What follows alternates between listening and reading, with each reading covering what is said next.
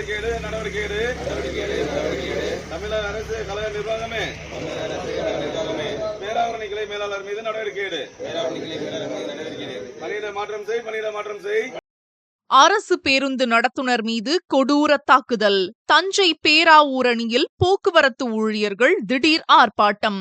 தஞ்சை மாவட்டம் நெய்வேலியை சேர்ந்த 26 வயது சிவசத்யா அரசு பேருந்தில் தற்காலிக நடத்துனராக பணியாற்றி வருகிறார். பட்டுக்கோட்டை அருகே பேருந்து சென்றபோது பின்னால் அடுத்தடுத்து வண்டிகள் வந்ததால் ஒரு பெண்ணுக்காக பேருந்தை நிறுத்த முடியாமல் போயுள்ளது. பின்னாலேயே அடுத்த பஸ் வருது, அதுல வாங்க என்று கூறிவிட்டு சிவசத்யா சென்றுள்ளார்.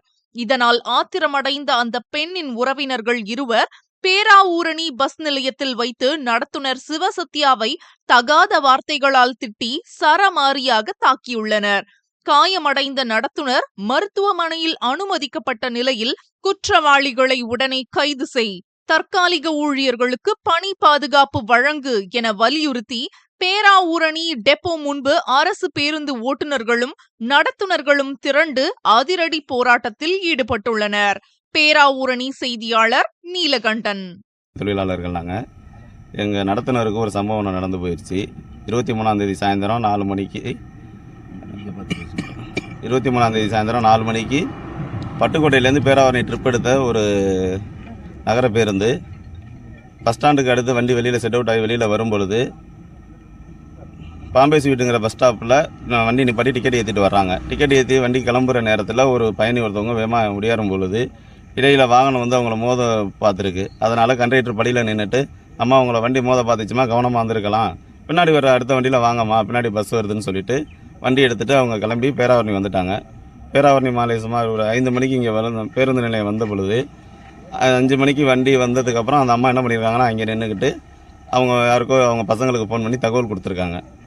என்னை இந்த மாதிரி அந்த கண்டக்டர் வந்து தலைக்குறைவாக பேசிட்டு வர்றாப்புல, அந்த பையனை அவங்க பிடிச்சி வைங்க, வண்டியை நிப்பாட்டி வைங்கன்னு சொல்லி இங்கே பேராவூரணியில் தகவல் கொடுத்துருக்காங்க. பட்டுக்கோட்டையிலேருந்து பேராவூரணி அந்த வந்த 2 பேரும் அவங்க பசங்க 2 பேரும் வண்டியை மறித்து வச்சுட்டு வண்டி கிளம்புற நேரத்தில் சாயந்தரம் 5 மணிக்கு வண்டியை மறித்து வச்சுட்டு இந்த அம்மா பின்னாடி வர பேருந்தில் வந்து தகவல் கொடுக்குறாங்க. இந்த மாதிரி இந்த கண்டக்டர் தான் என்னை வந்து தலைக்குறைவாக பேசினாப்புல, இந்த பையனை அடிங்கடா அப்படின்னு சொல்லி அந்த அம்மாவோட தூண்டுதல், அந்த அம்மா பேர் வந்து கலா, அந்த அம்மாவோட தூண்டுதல் பேரில் அந்த பையனை அடித்த கண்டக்டரை வந்து 2 பேரும் தலைக்குறைவாக பேசி ரொம்ப கெட்ட வார்த்தையில் பேசி வண்டிக்குள்ளே முன்னாடி இழுத்து போட்டு அடிக்கிறாங்க. இதை நம்ம டிரைவர் சீட்டில் இருந்தவர் உடனே என்ன பண்ணுறாரு, அதை கவனித்து உடனே எடுத்து அந்த பசங்களை போய்ட்டு இறங்கி தள்ளி பிடிக்கிறாரு. அவர் ஒரு ஆள் இருந்து 2 பையங்களையும் பிடிக்க முடியல. உடனே அக்கம் பக்கத்தில் உள்ளவங்கெல்லாம் உடையாந்து சக பயணிகள் உடையாந்து அவங்கள தடுத்து நிறுத்தி சமாதானம் பேசி வெளியில் கொண்டுட்டு வந்து மேலாளருக்கு எங்கள் கிளை மேலாளருக்கு தகவல் கொடுக்குறாங்க. தகவல் கொடுக்கும்போது மேலாளர் அந்த இடத்துக்கு வர்றாங்க. வந்ததுக்கு பிறகு சார் இந்த மாதிரி நடந்தது, கண்டக்டரை அடிச்சு விட்டாங்க, நடந்த விவரத்தை சொல்லி பேசுனதுக்கு அவர் மேலாளர் என்ன சொல்கிறாருன்னா, தம்பி உனக்கு என்னப்பா ரத்தமாக வருது, உள்காயம் தானே, ரத்தம் உனக்கு இல்லை, அதனால் ஒன்றும் பிரச்சனை இல்லை, பார்த்துக்கலாம், நீ எதனா நடவடிக்கை எடுக்கணும் கம்ப்ளைண்ட் பண்ணணும் அப்படின்னாக்கா உடனே சஸ்பெண்ட் பண்ணிடுவோம், உனக்கு துறை ரீதியாக நடவடிக்கை எடுத்து மேலே வரைக்கும் உன்னை கொண்டு போய்ட்டு நடவடிக்கை எடுத்து உனக்கு வேலை செய்ய விடாமல் உன்னைய டிஸ்மிஸ் பண்ணிடுவோம், சஸ்பெண்ட் பண்ணிடுவோம்னு சொல்லி அவரை மிரட்டுறாங்க. மிரட்டுறதுக்கு அப்புறம் அந்த பையன் என்னடா பண்ணுறது, குடும்ப சூழ்நிலை காரணமாக அந்த பையனுக்கு அம்மா அப்பா கிடையாது, மனைவி ஒருத்தவங்க கர்ப்பிணி பெண்ணாக இருக்காங்க. வேறு வழி இல்லாமல் இவர் மிரட்டலுக்கு பயந்து குடும்ப சூழ்நிலை காரணமாக வண்டி எடுத்துகிட்டு உடல்நிலை அந்த முடியாததோடு அடிவாங்கினதோட டிரைவரும் கண்டக்டர் வண்டி எடுத்துகிட்டு போகிறாங்க. பட்டுக்கோட்டைக்கு மறுபடியும் ட்ரிப் எடுத்து போகும்பொழுது அங்கேருந்து அந்த பையனுக்கு வேலை செய்ய முடியலை, வேலைன்னா ரொம்ப வலி கொடுத்துருச்சு, நிற்க முடியல, மயக்க நிலையில் வந்துட்டார், சோர்வு அடைஞ்சிட்டாரு. அதுக்கு பிறகு அங்கேருந்து என்ன பண்ணியிருக்காங்க, டிரைவர் கண்டக்டர் வண்டி எடுத்து திரும்பி இடையிலே வந்துட்டாங்க. வந்ததுக்கு பிறகு பேராவூரணி பஸ் ஸ்டாண்டில் நிப்பாட்டி வச்சுட்டு அவங்க வீட்டுக்கு தகவல் கொடுக்குறாங்க.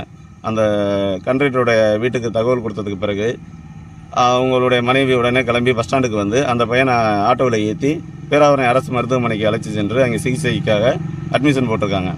அதுக்கப்புறம் பெட்டிஷன் அந்த பையன் கம்ப்ளைண்ட் பண்ணி இது வரைக்கும் 36 மணி நேரம் ஆயிடுச்சு. 23ஆம் தேதி சாயந்தரம் 5 மணிக்கு அடித்தது, இன்னைய வரைக்கும் இந்த இப்போ காலையில் 5 மணி ஆயிடுச்சு. இந்த 36 மணி நேரத்தில் இது வரைக்கும் அந்த பையன் மேலே அந்த பையன் கொடுத்ததுக்கான கம்ப்ளைண்ட் எதுவுமே எடுக்கலை, எஃப்ஐஆர் போடலை. பேராவூரணி காவல்துறை வந்து இதுக்கு எஃப்ஐஆர் போடலை, வழக்கு பதியலை, அந்த பையனை அரெஸ்ட் பண்ணலை. இது இந்த மெத்தனை போக்கை கண்டித்து நாங்கள் ஆர்ப்பாட்டத்தில் இருக்கோம். இதுக்கு காரணமாக இருந்த கிளை மேலாளரையும் கண்டித்து நடவடிக்கை எடுக்காமல் தடுக்க தவறி இருக்காரு. இவர் மேலேயும் நடவடிக்கை எடுக்கணும். இந்த அரசுக்கு வந்து களங்க விளைவிக்கும் விதமாக இந்த மேலாளர் நடந்து கொண்டுக்கிட்டார். அதனால் இவர் மேலே ரொம்ப பயங்கரமான நடவடிக்கை எடுத்து அந்த அரசு செயல்பட வேண்டும்.